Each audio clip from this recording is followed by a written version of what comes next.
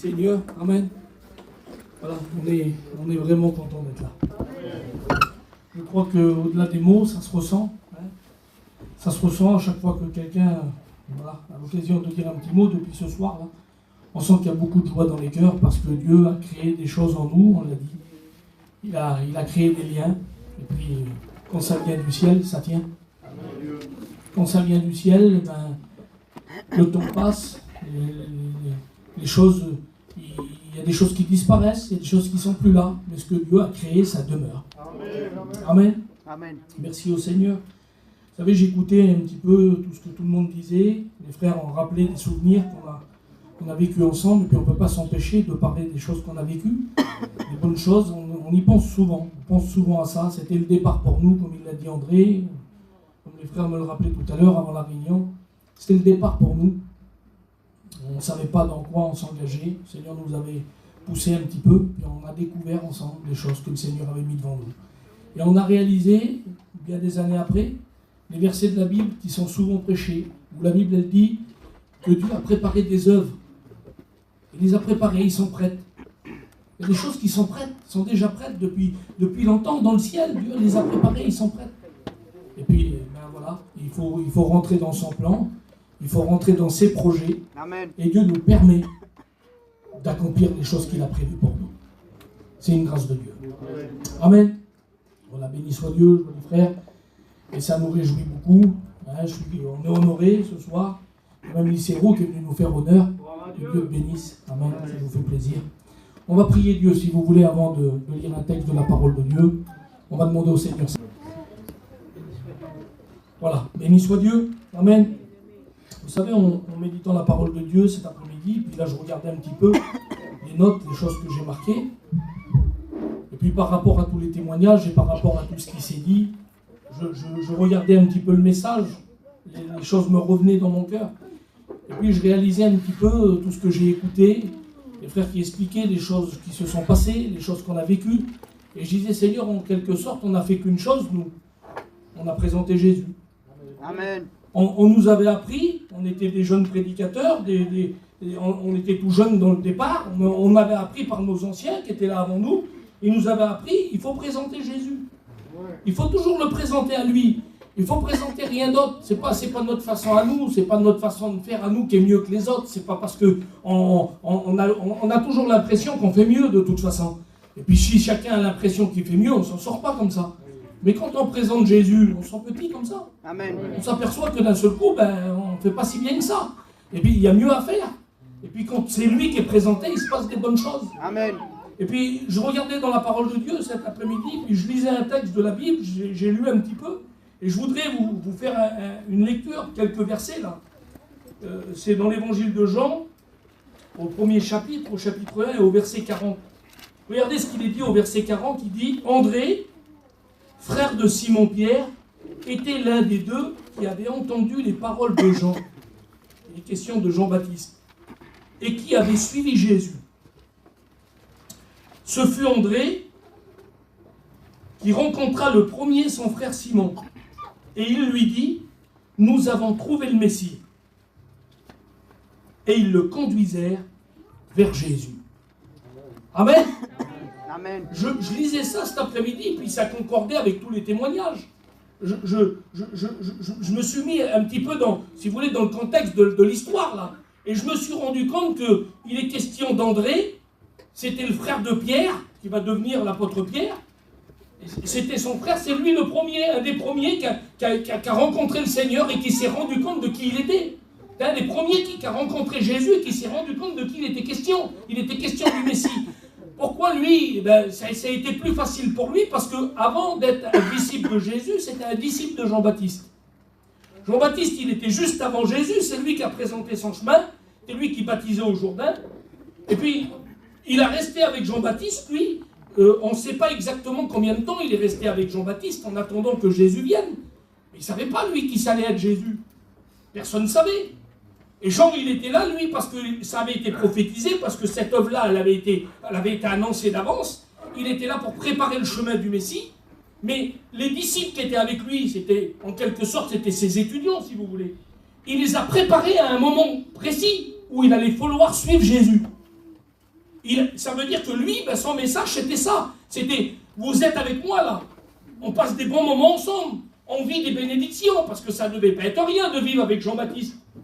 La Bible, elle dit que les hommes de loi de l'époque, ceux qui connaissaient la Bible par cœur, ceux qui faisaient partie du Sanhédrin là-bas, à un moment donné, ils ont été trouver Jean-Baptiste dans le désert, ils ont discuté avec lui, ils pensaient que c'était lui le Messie. Pourtant, il était habillé avec des vêtements, c'était du chameau, il avait des sandales, il avait une ceinture de cuir, il mangeait des sauterelles et du miel. Ça ne ressemblait pas à celui qu'on attend, c'était pas lui normalement le Messie, mais tellement qu'il dégageait une puissance de Dieu. Amen. On était troublés, les gens étaient troublés, on passait du temps avec lui, et même ceux qui scrutaient la Bible, et qu'attendaient le Messie, ils scrutaient les prophéties d'Ésaïe, les prophéties qui avaient été annoncées, et qu'annonçait le Christ, et qu'il dépeignait, de quelle manière il allait se présenter aux hommes. Ces hommes-là, ils ont été troublés devant Jean-Baptiste. Ils ont été troublés, ils ne savaient pas si c'était pas lui, parce que ça marche, parce que sa façon de vivre, elle ressemblait au Messie qui était annoncé dans la Bible. Et puis lui, écoutez André, c'est son ancien. Il est avec Jean-Baptiste, c'est son ancien. Mais pendant le temps où il est avec lui, Jean-Baptiste, il n'a qu'un seul message. On est bien, on passe du bon moment ensemble, on est bénis, on fait des baptêmes, il se passe plein de choses. Mais écoutez, il y a un moment donné, il ne faudra plus me suivre à moi, il faudra suivre Jésus. Et puis si on garde ce message-là, eh bien il y aura toujours les mêmes choses qui se passeront. On vivra des miracles dans nos églises, on vivra des miracles dans nos missions. On continuera à avoir des miracles. Pourquoi ? Parce qu'on présentera toujours le Messie. Amen. Et ça doit être notre message, les frères. Et je m'adresse avec beaucoup de liberté aux prédicateurs, aux étudiants qui sont là. Que notre message ne change pas. Que ça soit toujours Jésus qui est présenté. Amen. C'est le seul qui peut changer les situations. C'est le seul qui peut apporter la délivrance, la guérison, changer des familles entières, bouleverser des villes entières. C'est Jésus, c'est celui qu'il faut présenter. Amen. Et puis, regardez ce qu'elle dit la parole de Dieu. Il faisait partie, lui, André, des 2 disciples qui étaient avec Jean-Baptiste et qui l'ont écouté prononcer ces paroles. C'était quoi les paroles qu'il a prononcées? Eh bien, un jour, ils ont vu Jésus passer. Ça faisait 40 jours qu'il avait été baptisé. Ça faisait 40 jours que Jésus avait été baptisé par Jean-Baptiste. Puis 40 jours après, il revient du désert. Ils sont là, ils sont au bord du Jourdain, ils sont à l'endroit qu'ils ont l'habitude. Et puis d'un seul coup, ils voient passer Jésus de loin. Et quand ils le voient passer, Jean il dit, voilà l'agneau de Dieu qui ôte le péché du monde. Amen. Vous savez ce qu'elle dit la Bible? Aussitôt, direct, ils se sont levés, ils se sont mis à suivre Jésus. Ils n'ont pas dit, Jean, on reviendra de temps en temps vers toi. Jean, tu nous as apporté beaucoup. Ils n'ont pas pris le temps de discuter. Pourquoi? Parce qu'ils avaient reçu le message. Parce que Jean, il les avait enseignés comme ça en leur disant, le jour où je vous dirai qu'il faut le suivre, c'est à ce moment-là qu'il faudra le suivre. C'était la direction qu'ils avaient reçue. Et puis la Bible dit qu'ils se sont mis à le suivre tout de suite. Puis au bout d'un petit moment qu'ils le suivent, Jésus les remarque là derrière, ils sont en train de le suivre. Parce que quand on suit Jésus, même si c'est secret, même si c'est de loin, quand on commence à s'approcher, Jésus nous remarque. Je ne sais pas où t'en es aujourd'hui, toi. Je ne sais pas comment tu fais les choses. Peut-être tu te caches un petit peu, tu viens de temps en temps, tu ne veux pas venir de trop parce que tu ne veux pas te découvrir. Même si personne ne t'a remarqué, même si les frères qui sont là, ils n'ont pas fait attention parce que tu es tellement discret ou discrète, tu fais tellement les choses bien, peut-être des fois ils ont passé à côté. Mais Jésus, lui, il t'a remarqué. Amen. Et puis quand Jésus remarque quelqu'un, vous savez ce qui se passe? Jésus lui parle. Alors le Seigneur va s'arrêter, il se retourne en arrière, il vient vers eux, il dit, qu'est-ce que vous cherchez? Vous cherchez quoi? Que cherchez-vous? Et puis, ils sont là, eux. J'aurais donné toutes les réponses, moi, mais pas celle-ci. Il dit, Seigneur, où demeures-tu? C'est où que tu restes? Alors le Seigneur dit, venez. Puis il les emmène là où ils restent. Puis il dit, voyez, regardez où je reste là. Ben, j'ai trouvé ça étonnant, moi. J'ai dit, comment ça se fait? C'est cette question-là qu'ils ont posée au Seigneur. Peut-être ça voulait dire, si l'endroit ne nous plaît pas, on repart. Hein. Si ça ne nous convient pas, on repart vers Jean-Baptiste là-bas. Ça ne correspond pas, c'était trop des hommes de Dieu, ils avaient reçu un message particulier. C'est pas pour ça, c'est pourquoi, Seigneur, qu'ils ont demandé l'endroit où tu demeures. Ah oui, mais leur enseignement à eux, celui de Jean-Baptiste, il vient de l'Ancien Testament. Et dans l'Ancien Testament, vous savez, à la sortie de l'Égypte, c'était quoi l'enseignement qui avait été donné? C'était quand l'agneau, il faut le faire rentrer dans sa maison. Et il ne faut plus quitter l'agneau de là où il est. Et si on ne quitte plus l'agneau, si on vit avec l'agneau, alors même si la mort passe au-dessus des maisons, elle passera autre.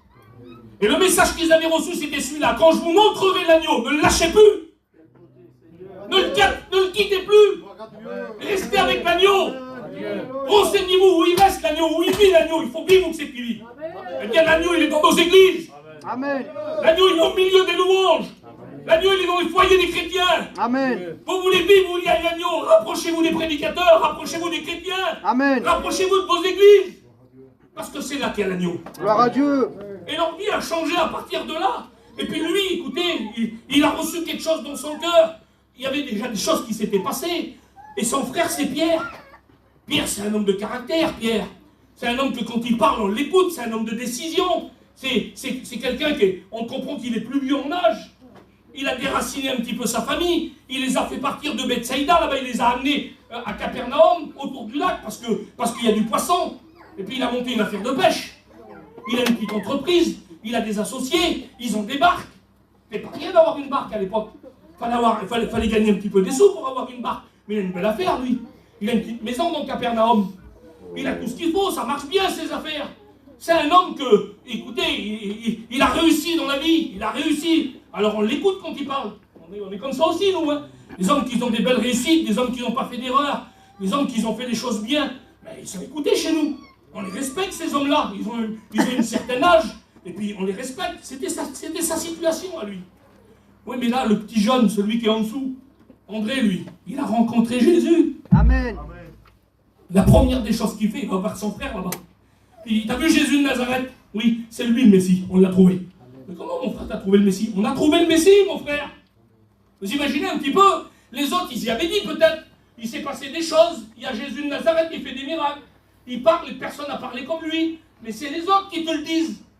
Mais quand c'est les tiens qui viennent te témoigner. Amen. Ah oui, quand c'est les tiens qui viennent te dire. C'est plus pareil. Hein. Écoutez, chez nous, là-bas, il y a des garçons. Il y a des hommes. Ils ont vécu toute une vie. Des hommes dans le monde, ils ont fait plein de choses. Ils étaient regardés comme ça. Tout le monde était là. Et puis, mais ils ont vécu toute une vie à côté. Des choses de Dieu, ils n'en ont pas voulu. Et un jour, c'est leur garçon qui s'est converti. Et c'est son témoignage à Jan qui est vers nous là-bas.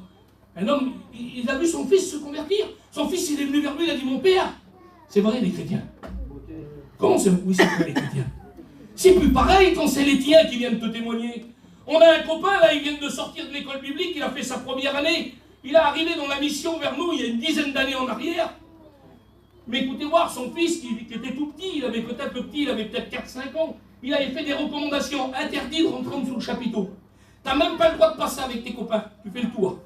Il était là parce qu'il ne savait plus où aller, il n'avait plus le choix, sa femme était dans une misère pas possible, elle était prise par la dépression, elle ne dormait plus la nuit, elle prenait des cachets qui enlevaient les sentiments. Alors il était venu par intérêt, si vous voulez, parce que sa famille avait dit qu'il y avait quelque chose là. Et un jour, il est parti faire des affaires. Il est revenu. Puis quand il est revenu, il a monté dans le camping, il a vu que son petit, il était bizarre. Vous connaissez son petit, il avait 5-6 ans, le petit. Il a vu que le petit était bizarre, il a dit, qu'est-ce qu'il y a mon fils? Faut que je te parle, mon père. Un petit homme, quoi. Ah bon, mon fils? Dis-moi, il y a eu quoi? Il se doutait de tout, sauf de ça, lui. Jamais de sa vie, il aurait pensé ça, José. Il a pris le petit, il a vu que son petit était tracassé, il l'a pris, comme tout le monde aurait fait. Il l'a assis sur lui, il a dit, vas-y, vas-y, dis-moi, qu'est-ce qu'il y a? Tracasse-toi, tu peux tout me dire. Mon père, j'ai été à la réunion d'enfance l'après-midi. Alors lui, il était là, ah bon? Mais c'est pas tout, mon père, c'est pas tout. Qu'est-ce qu'il y a? J'ai été baptisé du Saint-Esprit. Gloire à Dieu. Imaginez ton petit de 6-7 ans qui te dit ça. Il dit, moi, j'avais plus de force, là. Je savais que mon petit de 6-7 ans ne pouvait pas inventer ça, c'était trop gros. Amen. Ça change tout quand c'est les notes qui sont touchées. Quand c'est dans le foyer que ça change. Quand tu connaissais la situation de ton fils, ton neveu, ta nièce. Et puis il semblerait qu'il y a des situations que c'est tellement gros, on passe à côté. Quand il vient lui dire, lui, c'est tellement important, le Messie, celui qui a été annoncé par les prophètes. Mon frère, quand même. Et puis, la parole de Dieu, elle dit qu'il se passe quelques jours. Mais il fait une chose, lui, c'est marqué, vous avez vu, on l'a lu ensemble. Il dit qu'il le prend tout de suite. Il faut dire, tu ne me crois pas, tu vas t'en rendre compte par toi-même. Et la première des choses qu'il fait, eh bien, il fait comme on a dit au début de la réunion, il prend son frère et il l'emmène directement devant Jésus. Amen. Mais maintenant, tu vas te rendre compte par toi-même. Et puis quand Jésus le voit, il le regarde. Il s'appelle Simon à ce moment-là, il s'appelle pas Pierre. Il le regarde et puis Jésus lui fait des promesses. Il lui parle de ce qui va se passer après. Il va dire, tu t'appelles Simon, mais tu t'appelleras Pierre. Ça sera différent, ta vie va changer, tu ne seras plus le même. Ah, certainement, ça doit le chambouler. Hein. Je ne sais pas s'il y en a qui ont déjà reçu des messages du Seigneur, là, qui ne sont pas encore chrétiens, mais qui ont reçu un message du Seigneur. Mais quand il y a un message qui vient de Dieu, on n'a pas besoin qu'on vienne nous taper sur l'épaule et dire « T'as vu, c'était pour toi. » C'est vrai, les frères. Hein. Tu le sais, t'as le cœur, il va sortir de la poitrine. Tu le sais que c'est pour toi. Tu ne peux plus douter. Les gens qui diront « Qu'est-ce qu'ils veulent ?» Tu veux te persuader parce que ta vie, tu ne veux pas qu'elle change. Parce que tu aimes bien tes petites affaires, parce que tu aimes bien tout ce que tu vis. Et parce que tu ne fais pas de mal, comme il disait lui tout à l'heure. Alors tu veux te persuader que c'est pas comme ça, mais au fond de toi-même. Au fond de toi-même. Dis-le en vérité. C'est à toi que le Seigneur a parlé. Il a fait des promesses. Et puis sinon, il repart vers lui. Je ne sais pas si vous vous rendez compte un petit peu. Quand on lit, il repart vers lui. Il repart. Il retourne à Capernaum là-bas. Il reprend ses affaires. Il reprend sa vie. Il reprend ses petites affaires. Il reprend son petit bateau. Là, il appelle ses associés. Il leur dit, venez, les fils de Zébédée là-bas. On va à la pêche, on va pêcher. Puis demain, s'il y a du poisson, on va aller le vendre au marché. Puis on va faire nos affaires. Ça s'arrête pas alors, non? Il n'y en a pas eu assez. Et puis un jour, dans le petit village de Capernaum, là, petit village, au milieu, il y a une église, une synagogue. Puis Jésus, il va à la synagogue. Ah oui, Jésus, il est dans les réunions. Hein. Et quand il sort, des fois, la réunion n'est pas loin. Hein. Je sais pas, il y en a peut-être un qui est juste au-dessus. Là. Ah oui, des fois, la réunion, elle n'est pas loin, elle est juste à côté de nous. Quand on va en Israël, on va visiter la ville de Capernaum, on va visiter. Et quand on est dans Capernaum, à chaque fois, on fait la même remarque. On rentre là-bas, et on regarde, alors ils nous disent que la maison de Pierre, ça serait soi-disant celle-ci. Mais que ça soit celle-ci ou celle-ci, on ne peut pas savoir laquelle c'était. Mais la plus loin, elle est à 100 mètres de la synagogue, 100 mètres de l'église, la plus loin. Ce que je dis, peut-être même pas 100 mètres, la plus loin. Ça veut dire que c'est juste à côté. Mais lui, il n'était pas à la synagogue ce jour-là. Simon, il n'était pas à la synagogue ce jour-là. Il aurait dû y être, normalement, c'était un juif, il n'était pas là. Mais quand Jésus sort de la synagogue, la réunion elle est finie. Il se dirige vers une maison. La maison que Jésus choisit, c'est la maison de Simon. Il se dirige vers lui. Il va dire, t'as pas venu à la réunion va venir à toi. Les moments, le Seigneur se sert de toutes les situations, toutes les circonstances. Et puis, écoutez, quand il rentre dans la maison, la première des choses que Jésus fait, il commence par un miracle. Ah oui, le Seigneur, il commence toujours par un miracle. C'est comme si on a besoin qu'il nous prouve que c'est lui. Alors je vais vous le prouver d'entrée, puis après, comme ça, on sera tranquille. On va pouvoir faire notre réunion tranquille, mais je commence par un miracle. Commence par ça, le Seigneur. Ça a commencé par ça. La réunion était programmée, tout était fait. On devait venir faire la réunion le samedi soir. Et puis lui, le vendredi, il a fait les 2 attaques cérébrales et s'est retrouvé à Marseille. Et tout était prêt. Mais il fallait le miracle avant. Nous, on ne savait pas, mais le Seigneur il dit, attendez, vous avez prévu la réunion là-bas, mais moi, je vais faire un miracle avant. Et puis quand il rentre dans la maison de Simon, il y a la belle-mère de Simon, elle est couchée là. Elle est paralysée, la Bible dit, paralysée par la fièvre. Une fièvre qui la paralyse. Écoutez les sœurs, je vous dis juste ça. J'aime le dire à chaque fois que je viens sur ce moment-là. Il y avait une coutume en Israël qui existe encore. Aujourd'hui, très peu le vivent encore, mais c'est une coutume qui était perpétuelle. Quand un homme ou plusieurs hommes rentraient dans une maison, il venait, le chef de la maison, il faisait rentrer des hommes chez lui. L'honneur de la femme, l'honneur. Elle prenait un baquet, elle mettait de l'eau propre dedans, elle mettait un linge autour d'elle, et elle lavait les pieds des hommes qui rentraient. C'était un honneur. Si elle ne le faisait pas, c'était un déshonneur. Elle manquait à son devoir. Mais quand Jésus rentre avec ses disciples ce jour-là, elle est paralysée. Elle voudrait faire quelque chose pour le Seigneur. Elle voudrait faire ce qu'on fait normalement, c'était servir. C'était se lever, c'était donner un petit peu à ceux qui étaient autour. Elle voulait servir, mais elle ne pouvait pas le faire. Elle était paralysée. Peut-être qu'il y en a qui sont au milieu de nous, là, qui voudraient faire plus. Mais vous êtes paralysés par des choses, par les circonstances de la vie, par le contexte familial, par peut-être des choses qui sont dans vos cœurs, par des pardons qui n'ont pas été encore donnés. Mais on est paralysé. On voudrait, le cœur est là, on voudrait faire, mais on ne peut pas faire. Tu es paralysé, on ne pouvait pas servir. Mais Jésus dit que quand il rentre dans la maison, la première des choses, il s'approche. Il lui tend la main et il la lève à l'instant même. La Bible, elle dit que quand elle s'est levée, la fièvre l'a quittée instantanément. Et tout de suite, vous le lisez dans la parole de Dieu, Évangile de Luc, chapitre 4, tout de suite, elle s'est mise à servir. C'est ce qui peut t'arriver ce soir. Il faut juste que tu prennes sa main. Amen. Si tu acceptes de prendre sa main, il va te lever Et puis ta paralysie, quelle qu'elle soit, elle te quitte maintenant et tu te mets à le servir. Et puis là, il commence une réunion. Ah là, écoutez voir un petit peu quelle réunion que ça devait être. Quelle réunion! Imaginez un petit peu la petite maison, là, elle fait quoi? Elle fait 25 mètres carrés, c'était des tout petites maisons. Le toit, il y a des branches de sur le toit, et des vieilles pierres autour, chacun dans son petit coin, chacun cherche sa place. Qu'est-ce qui va se passer? Il va se passer quoi? Il y a Jésus dans la maison. Il vient déjà de faire un miracle. Vous savez ce qu'elle dit la Bible là? C'était le coucher du soleil. Ça veut dire qu'il était à peu près 5 heures de l'après-midi. 5 heures, entre 5 et 6 heures. En Israël, le soleil se couche. Du coucher du soleil jusqu'au lever du soleil le lendemain matin, ça veut dire 5-6 heures du matin, il y a eu des miracles toute la nuit. Vous imaginez un petit peu la réunion là? La réunion est exceptionnelle. Imaginez les heures qui passaient, on ne voulait pas dormir. Et puis les gens frappaient. J'ai encore un malade, moi je l'ai emmené là. Et puis il l'emmenait, il était guéri. Les gens venaient, lui il est lié, il était délivré. Et là, elle pleure du matin au soir, on ne sait pas pourquoi la petite là. On n'arrive pas. On l'a emmenée partout vers les médecins, elle pleure. On y a acheté tout ce qu'elle veut, elle pleure. Vous en connaissez des comme ça, des enfants, vous? On a des copains, nous, là. Ils ont tout fait pour leur petit. Il y a le petit camping de Denturon qui a voilà la télé, les ordinateurs, il y a les téléphones dernier modèle, il y a plein de billes dans les placards. Elle pleure, la petite. Elle est angoissée, elle pleure, qu'est-ce qu'il faut faire? Puis elle rentre une réunion de jeunesse. Amen. Et puis le message est annoncé. Amen. Et puis la petite a rentré vers ses parents, elle dit, ça y est, j'ai plus besoin de tout ça. Ah bon? Qu'est-ce qu'il y a eu? J'ai rencontré Jésus. Amen. C'est ça qui s'est passé toute cette nuit-là. Imaginez-vous, toute la nuit entière. Et puis c'est le début, c'est la fin de la nuit là. Et quand on lit dans la parole de Dieu, vous le lisez, Évangile de Luc chapitre 4, tout ce que je vous dis c'est marqué. Hein. Attention, hein. De toute façon ils me tuent là si je dis quelque chose qui n'est pas marqué. Amen. Ah oui, ils sont là pour ça. Hein. C'est pas parce que on regarde pas les années de ministère là. Comment ça fait 30 ans que tu prêches, je peux pas te reprendre. Mais si, tu peux me reprendre même si ça fait 2 ans que tu prêches. Si je suis pas en accord avec la Bible, tu te lèves, tu dis je suis pas d'accord.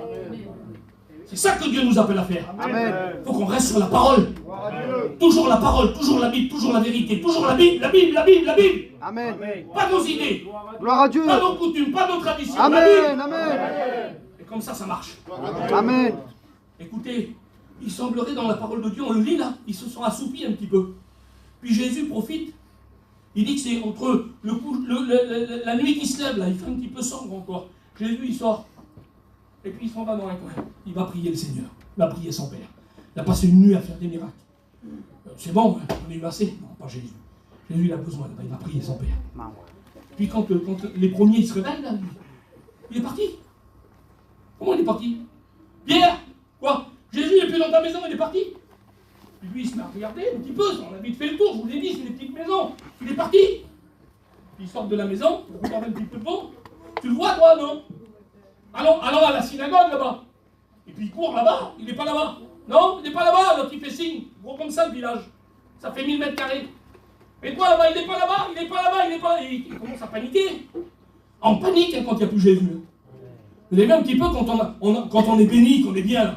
On a passé 3 jours de mission, on a invité des frères, on a été bénis, on a mangé dans l'église, on a passé un bon moment, on a remporté des victoires, puis d'un seul coup, on prie, oh là là, ça passe plus là. Qu'est-ce qui se passe?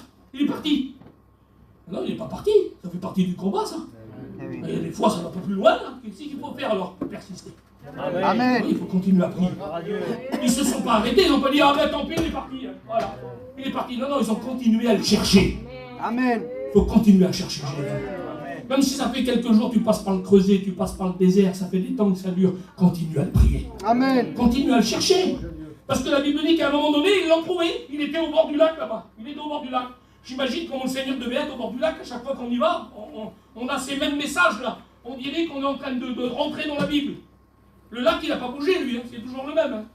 Jésus devait être assis sur un rocher au bord du lac là. Et puis il parlait à son Père. Il discutait. Mon Père, quelle soirée, quelle nuit que j'ai passée. Ah, t'as vu ce petit foyer là-bas?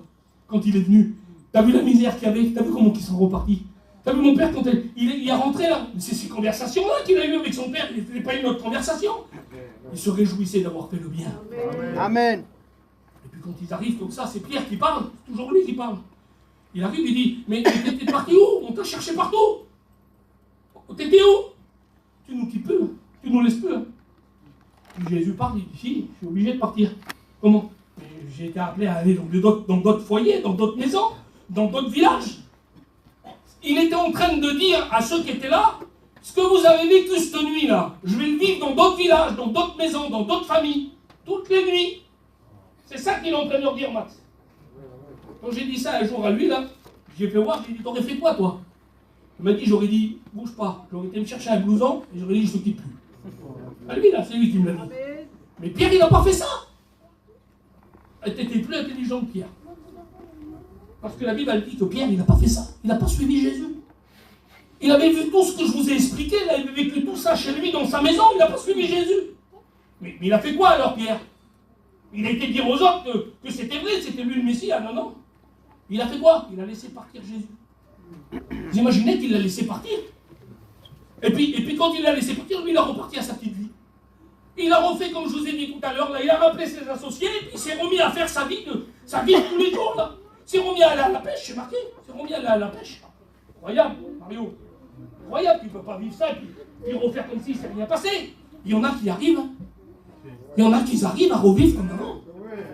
Je ne sais pas s'il y en a ici, là. Nous, on en a plein là-bas vers nous. Ils y arrivent à oublier, ils arrivent à oublier. Seigneur, j'ai un très bon copain, vous le connaissez, il y a de sa famille ici, là. Et vous allez tout de suite voir de qui je parle. Vous allez sur Internet, vous écoutez son témoignage encore aujourd'hui. Témoigne en dessous le chapiteau vers nous, là-bas. C'est bon. Il se faisait soigner dans un hôpital, son petit 12 ans se faisait soigner dans l'autre hôpital. Le Seigneur les a sauvés les deux. Mais il a oublié. Il fait sa vie, là, il a oublié. C'est mon copain, je l'adore. À chaque fois qu'on a les terrains, ils sont côte à côte comme ça. Mais il a oublié, il refait sa vie. Mais comment je vais avoir envie de vivre avec ce que le Seigneur a fait pour moi, là? Mais vous croyez que ce qu'il vous a dit, c'était juste des mots? Mais le péché, il vous prend. Il vous tient dans ses bras, il vous lâche plus. Il fait de cadeaux à personne. Le monde, il fait des cadeaux à personne. Donnez-y ça, il va vous manger tout entier. Et puis Simon, ce jour-là, il repart dans sa vie, il repart dans ses affaires. Ah, mais c'est marqué là, regardez. C'est marqué là. Marqué là, je l'ai marqué, j'ai mis cette petite page là. C'est marqué ici. Un jour, regardez ce qu'il y a marqué là. Quelques jours après, Évangile de Marc, chapitre 2. C'est tout de suite à la suite, ça. Mais c'est les trois évangiles qui nous donnent des détails. Chacun nous donne des détails. Marc, il donne des détails que Luc, il n'a pas fait attention. Et Jean nous donne des détails que Matthieu, il n'a pas fait attention. Mais Marc, il dit, lui, quelques jours après, Jésus revient à Capernaum. Je ne sais pas si vous voyez un petit peu. Il s'est passé quelques jours. Lui, il est resté à Capernaum, là-bas. Mais quelques jours après, Jésus revient. Alors écoutez, je ne sais pas si ça fait quelques jours, quelques mois, quelques années. Mais Jésus est revenu encore ce soir. Il revient. Puis il revient à la réunion dans 2 jours, là, ça sera un autre frère qui prêchera, mais Jésus reviendra. Il viendra toujours frapper. Le Seigneur vient toujours frapper, lui. Et puis quand il revient, il y a plein de monde avec lui, là. Et puis ils sont tous autour de lui, ils veulent l'écouter prêcher. Mais Jésus se dirige un petit peu au bord du lac, là-bas. Puis au bord du lac, là-bas, il y a 2 barques qui sont là, côte à côte. Il y en a une, il y a les fils de Zébédée qui sont dedans. Et puis il y en a une autre, c'est Simon qui est dedans, c'est Pierre. Il est dans sa barque. La Bible, elle dit, il était dans la barque en train d'essayer de démêler ses filets. Parce qu'il avait pêché toute la nuit entière et il n'avait rien pris. Il n'avait rien pris du tout. Et là, il est dans la barque le matin. Mais j'imaginais un petit peu, moi. Mais il a eu des moments quand même, il n'est pas fou, Pierre. Parce qu'on voit après, c'est un homme intelligent. Il n'est pas fou. Il a dû réfléchir, mais comment ça se fait que je n'ai pas suivi Jésus l'autre jour, moi? Ben oui, obligé qu'il l'a fait, lui-même. Il a dit, mais comment ça se fait que je ne l'ai pas suivi? Maintenant, où c'est que je suis là? Je passe des nuits entières et puis il n'y a rien qui se passe, c'est toujours pareil, c'est toujours à recommencer. C'était un pêcheur de nuit, lui. Il y en a plein des pêcheurs de nuit. Parce que la nuit, il y en a plein. Puis ils reviennent le matin, ils nettoient les filets. On trouve de tout dans les filets le matin, sauf du poisson. Ah oui. Et il est là, lui. Quel regret, les gars. Mais quel regret, les gars. Vous imaginez un petit peu. Quel regret. J'avais juste à le suivre alors. Et j'aurais vécu ça tout le temps. J'aurais resté avec lui, j'aurais vécu des miracles, j'aurais vécu des guérisons, j'aurais vécu des transformations, j'aurais vécu des conversions, j'aurais tout vécu ça. J'avais juste à le suivre, oui, il fallait le suivre. Il faut le suivre si tu veux vivre ça. Amen. Si tu ne veux plus pleurer, si tu ne veux plus être angoissé, si tu ne veux plus passer les nuits, si tu ne veux plus traîner, si tu ne veux plus tout ça, il faut le suivre. Amen. Parce que lui connaît le chemin. Amen. Il faut le suivre. Et puis Jésus arrive au bord du lac, là. Tout le monde est derrière lui, qu'est-ce qu'il va dire, qu'est-ce qu'il va faire? Et puis il monte dans une barque. Il y en a 2. Mais il monte dans une barque. il monte dans celle de Pierre. Et quand il monte dans la barque, la première des choses qu'il dit à Pierre, Pierre, éloigne-toi un peu de la terre. Vous lirez dans la parole de Dieu, vous le lirez, c'est toujours dans l'évangile de Luc, chapitre 5. Il ne dit pas éloigne-toi du bord, il ne dit pas prends un petit peu le large. Il y a des mots qui s'adaptent mieux. Non, il dit Pierre, éloigne-toi un peu de la terre. Parce que si on veut vivre quelque chose avec Jésus, il faut s'éloigner de la terre. Amen. La terre a pas pleine place, les frères et sœurs. C'est vrai. Ah oui, hein, si vous vous posez des questions, pourquoi vous vivez plus d'expérience trop près de la terre? C'est vrai. Trop près de la terre. Quand on est trop près de la terre, on se reconnaît plus. Eh oui. On se reconnaît plus, les gars. Ben, on est tous pareils quand même. C'est vrai. Je sais pas moi, ou alors c'est moi, je sais que je suis pas. Mais quand même, vous avez vu là, on a fini l'émission, nous. On a fini l'émission, on était cette année là. Je sais pas ce qui s'est passé cette année. On était plus de 200 familles. Ça faisait 500-600 campings. On n'arrivait plus, le courant est brûlé, tout ça. On s'est tué pendant tout l'été. Et quand ça a fini, on s'est mis dans un petit stade à Maurias là-bas. Un endroit, le paradis. On était là, on se faisait des petits repas, on était bien, on était dans la pelouse. Les gars, j'ai trop gentil pour nous, impeccable. Au bout d'une semaine, on s'est fait une petite réunion. C'est passé un peu de pommade. On se l'est fait entre nous, la petite réunion. Ça, c'était une réunion, ça. C'est pas des réunions, ça. On se passe de la pommade. On est bien quand même, on est tranquille, hein, on va prier. Mais c'est pas ça, l'évangile, c'est pas ça.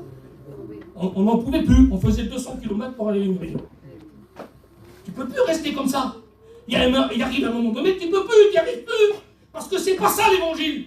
L'évangile, c'est de vivre la Bible. Tu as été sauvé pour sauver. C'est à ça que Dieu t'appelle. Et puis écoutez, quand on regarde là dans la parole de Dieu, le Seigneur il prend soin d'y dire, éloigne-toi de la terre, t'es trop près là. Et puis quand il s'éloigne de la terre, je ne sais pas de combien, peut-être un petit peu là. Là c'est le lac. Ah, il s'éloigne un petit peu, il était sur le bord carrément. Et puis Jésus se lève et il commence à parler à ceux qui sont là. Alors là, la réunion elle a commencé. On s'éloigne un petit peu de la terre. Et puis là, il s'adresse à tout le monde, le Seigneur. C'est tout le monde qui est concerné. Le message, il dure je ne sais pas combien de temps. Mais ça dure, hein. Tout le monde est là, assis. Puis à un moment donné, le Seigneur s'arrête de prêcher pour tout le monde. Il se retourne vers Simon et dit Simon, va un petit peu plus loin. Parce que maintenant, le message, c'est pour toi. Amen. Il y a toujours un moment dans la réunion où tu te détaches du monde, où tu te détaches des autres. Et puis, je vais te le faire rappeler ce moment-là. C'est quand le message, il est en train de se faire, celui qui prêche, il est en train de parler, et tu as l'impression que tout le monde sait que c'est à toi qui parle. Tu fais consulat de rien, mais tu dis tout le monde me regarde, parce qu'ils doivent le savoir que c'est à moi qui parle. Personne ne sait rien. C'est parce que ton cœur est touché. Quand le cœur est touché, c'est différent. Écoutez, éloigne-toi un peu, va un peu plus profond, là-bas, faut que je te parle à toi. Et la Bible dit que là, à ce moment-là, Jésus va parler à Pierre personnellement. Il va dire, Pierre, maintenant, tu vas jeter ton filet. Mais Seigneur, alors là, écoutez, plein de paquets de raisonnements là. Ah oui, parce qu'on en a des raisonnements. Oui, mais comment je vais faire pour mes affaires? Comment je vais faire pour ma famille? Comment je vais faire pour mon travail? Comment je fais, moi, pour mes papiers? Comment je vais faire pour les petits? Les petits, il y en a qui vont se marier, les autres là-bas, ils n'arrivent pas. Comment je vais faire pour lui là-bas? On est bloqué de partout, comment je vais faire? Il dit, lui, mais j'ai essayé toute la nuit, j'ai rien pris. Ça marche pas, moi, quand je demande. Ça marche pas, moi, j'ai déjà demandé, hein. Dans la réunion, j'ai déjà demandé, moi, ça marche pas quand je demande. Le Seigneur, il dit, Pierre, jette le filet du côté droit. Pas du côté que tu as l'habitude. Pas comme tu as fait des centaines, des milliers de fois, à la façon du ciel. Fais-le à la façon du ciel. Écoute, je me suis même laissé dire, alors je vous le vends au prix qu'on me l'a vendu, hein, qu'un pêcheur, normalement, il jette du côté gauche. Et ce que Jésus est en train de demander à Pierre, c'est fais le contraire de ce qui se fait. Fais tout le contraire de ce qui se fait normalement. Fais rien de normal, fais rien de logique. Vos voix ne sont pas mes voix. Vos pensées ne sont pas mes pensées. Je fais comme je veux. Si le Seigneur a choisi ce soir de te parler à travers moi, pour te mettre sous la chaise, il a choisi de te parler comme ça. S'il a choisi de te parler à travers le témoignage de lui, là, c'était lui. Je veux dire, moi, t'as prêché pour rien, Gilot, peut-être pour les autres, mais le message était pour toi quand lui, il a témoigné. Ça me dérange pas, moi. C'est lui qui dirige. Amen. C'est lui qui dirige. Alors jette le filet du côté droit. Et puis Pierre, il prend la meilleure décision de sa vie. Écoutez, la meilleure décision de sa vie. Il dit, Seigneur, j'ai essayé toute la nuit, ça n'a pas marché. Mais sur ta parole, je jette le filet. Amen. Ça veut dire, je m'abandonne. Ça veut dire, je n'essaye plus par mes moyens. Ça veut dire, je n'essaye plus par ma capacité. Ça veut dire, je n'essaye plus avec les choses que je fais. Je fais puisque toi, tu me dis. Tu veux que ça marche, il faut faire comme lui, il dit. Et ça marche. La Bible elle dit que ce jour-là, Pierre, il a vécu le miracle. Il a fait la plus grosse pêche de sa vie. Jamais il avait pris 30 poissons. À un moment donné, vous savez ce qu'elle dit la Bible, quand il veut remonter le filet, il sent que les filets ils sont en train de se déchirer. C'est marqué dans la parole de Dieu. Il sent que les filets sont en train de se déchirer. Tellement il y a du poisson dedans. Il n'a jamais fait une pêche comme ça. Il n'a jamais vécu quelque chose comme ça. Ça le dépasse. C'est au-dessus de tout. Et puis écoutez, quand c'est comme ça, il ne peut pas faire autrement. Il appelle ceux qui sont restés. Il y a une barque qui est restée. Vous avez vu, on a dit tout à l'heure, il y en avait 2 sur le bord. Il y a une barque qui est restée là-bas. C'est ses copains, c'est ses associés. Venez m'aider. Parce que là, il y a quelque chose que vous n'avez jamais vu. Il se met à faire comme son frère, André. Il témoigne à ses frères qui sont à côté de lui. Amen. Eh bien, c'est ça quand on a rencontré Jésus. La Bible dit que ce jour-là, Pierre est tombé à genoux. Il a dit, Seigneur, il a reconnu, tu es le Fils du Dieu vivant. Amen. Eh bien, aujourd'hui, la parole de Dieu est venue jusqu'à toi.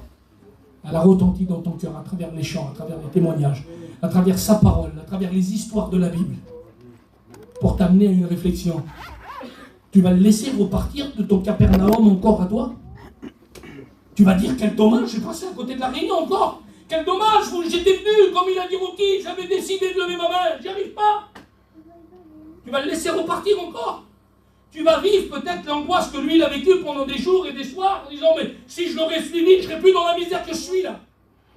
Si j'aurais accepté de partir avec lui, mais je vivrais plus ce que je suis en train de vivre. Je ne serais plus toujours d'attendre le lendemain pour voir qu'est-ce qui va se passer. Il faut accepter ce soir. Amen. Il faut accepter ce soir. Pour ne pas avoir de regrets, il faut accepter ce soir. Il faut accepter de le suivre à lui. Il faut prendre sa main.